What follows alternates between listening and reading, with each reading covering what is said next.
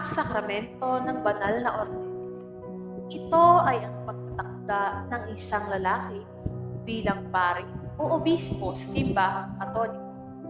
Sa pamamagitan ng sakramentong ito, binibigyan ng Diyos ang kapangyarihan sa mga pari na ipahayag at ipamahagi ang mabuting balita, maghandog ng banal na misa, magbigay ng mga sakramento tulad ng binyag at kumpil, at ang pagbibigay ng paumanhin sa pamamagitan ng sakramento ng pagsisisi.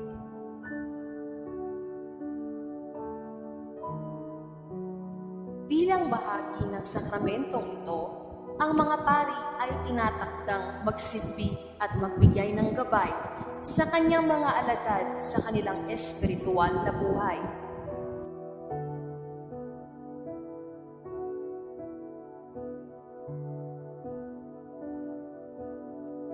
Matapos silang tumanggap ng sakramento ng banal na orden, sila rin ay may karapatan na magbigay ng basbas sa mga madre o sa mga relihiyosong komunidad. Sa pamamagitan ng kanilang banal na kapangyarihan, ang mga madre ay tinatakan bilang mga biyaya sa simbahan upang maglingkod at magbigay ng inspirasyon sa kanilang mga kapatid.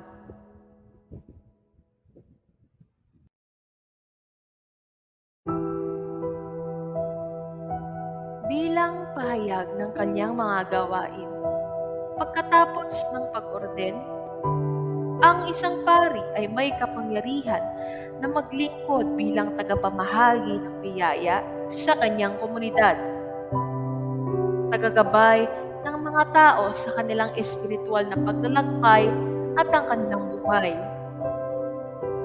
tagapaglingkod bilang tagbulan ng mga maralita at dukha.